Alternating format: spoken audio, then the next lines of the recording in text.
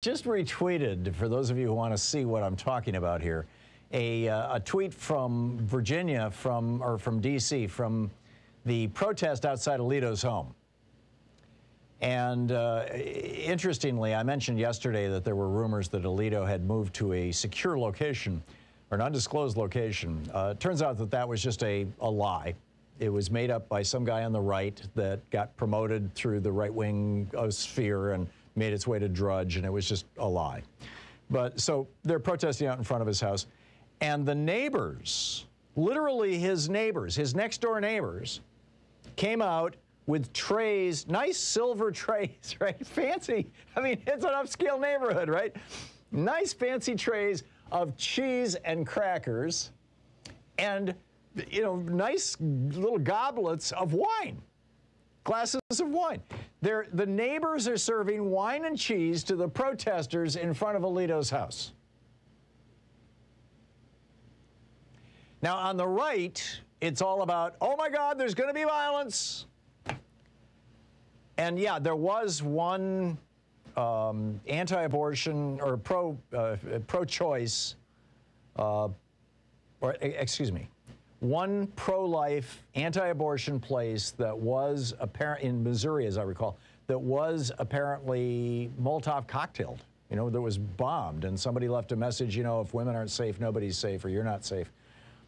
We don't know who did that.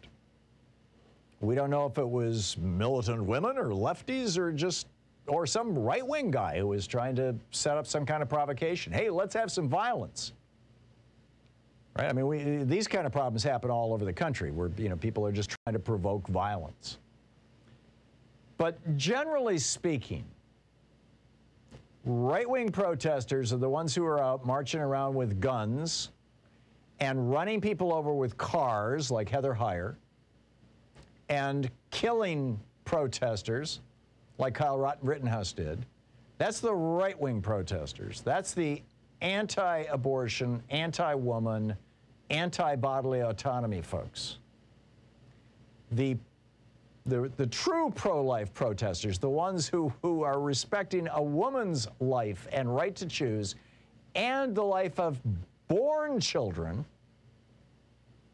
those people tend to serve wine and cheese and, you know, speak politely. Or maybe they're not speaking so politely right now, but you know, behave well. But, you know, let's look at what the anti-abortion people have been doing over the last 30 years. We have had murders. We have had bombings. We have had arson. We've had death threats. We've had kidnappings. We've had assaults. We've had entire nationwide campaigns of harassing phone calls, stalkings, vandalism.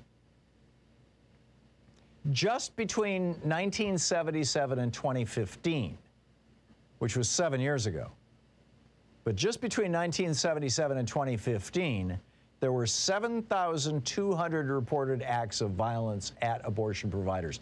Those are the ones that were reported to the police. The vast majority of these never get reported.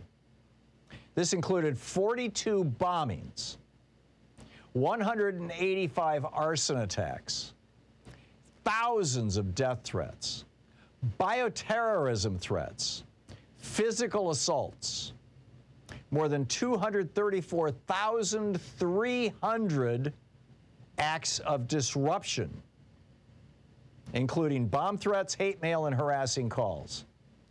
And by the way, that's just up until 2015. The numbers since 2015 have gone up in most of these categories. And part of the problem is this McMullen v.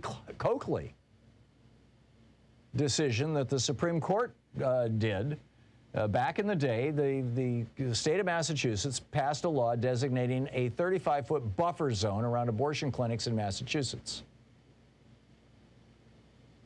And in McMullen v. Coakley, the Supreme Court ruled that that buffer zone, that 35-foot buffer zone around abortion clinics and also the homes of people who worked in abortion clinics, was unconstitutional because it prevented people from exercising their First Amendment right to peaceably assemble and petition the government for redress of grievance, and to have the right of free speech.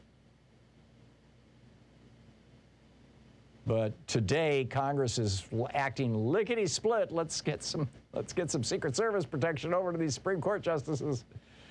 Right. There have been 11 murders, 41 bombings, and 175 arson attacks in that period of time. And literally one empty pro-life office has been bombed or firebombed or Molotov cocktailed. That's like 0.5% or less of the violence around this abortion issue. And yet, these snowflakes on the right have their panties in a wad. They are just hysterical, clutching their pearls. Pick your cliche. Oh my God, these lefties, they're violent. They're threatening Alito. They're threatening beer bong. Jeff Tiedrich had a quote or a tweet yesterday. He said words to the effect of, I don't have it in front of me, I'm sorry, but it was words to the effect of how inconsiderate it was of those protesters to show up at Brett Kavanaugh's house on a Sunday morning and make a lot of noise. Don't you know this guy has a terrible hangover on Sunday mornings? Really? And now we've got this upcoming national march. This will be this Saturday, May 14th. The Women's March, Bans Off Our Bodies is the phrase. Move On and NARAL and a whole bunch of organizations are getting together on this. And so, you may want to check into that and look into that.